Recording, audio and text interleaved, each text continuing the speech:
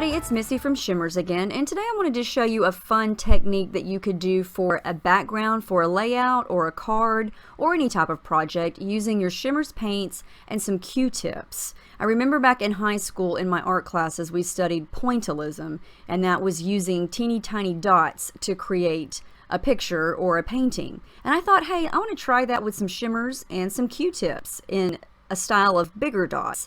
And this turns out really neat. I think you could really do this with any color scheme. I chose a bunch of pink shades, and all I'm doing here is dipping the Q-tip into the paint and then going around the edge of the circle and just dabbing it on.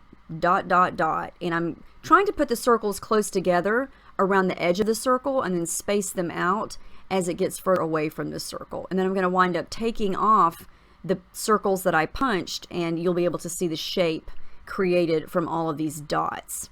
So some of the colors that I've got here in the little pots: Inklings Beats Me, Hues Little Lily, Aqua Hues Hottie Pink, Creamy's Berry Hot, and Creamy's Piggy Pink. And I've already put some water in there, and I'm just kind of mixing and matching. I wanted several different shades of pink here, and you can see how easy this is. You can't mess this up. And when you take the circles off, the edge of the circle is going to be a lot crisper, and it's going to look really neat. And so some of these paints have shimmer, some of them are flat color. This would be really cool to do with blues or greens or purples or even a rainbow array of different colors. So I'm going to speed this up a little bit and try to get these different shades of pink around all of these little circles here. And it's going to create a really neat effect. And I definitely want to do this for a background, for a layout, again, using some different colors. And the more you use the Q-tip, the more saturated it's going to get, so the circle might be a little bigger. So I just pulled several of them so I could get smaller dots, bigger dots. Now I'm just going to experiment with some sprays here. This is Coloring's Pink Stilettos. I thought I would kind of try the same idea with some splatters, but you really can't see the splatters with all of these other dots from the Q-tips, so the splatters aren't really necessary. I think I could have just sprayed some of the spray on some plastic and dipped the Q-tip into the spray and continued with the dotting process.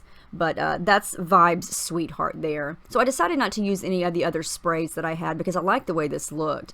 And I'm just going to peel off the circles there, and I got a little bit of tape from my tape gun there, but it comes right off. And I think this is super cool. This would look neat to trace around with a black pen, or you could stitch around those circles and really make them crisp. And even the circles have the paint around the edges. They would be cute. They almost look like flowers, the edges of them. You could use those for another project. If you added a picture, that's what it would look like. And there you go. I think this turned out really cool. I definitely want to try this again. I've got some close-ups coming up here in just a second. So I hope you enjoyed this idea. I hope you'll give it a try. It's a fun way to try mixed media without getting really messy at all. So I hope you guys enjoyed it, and thank you so much for watching, and we will see you next time.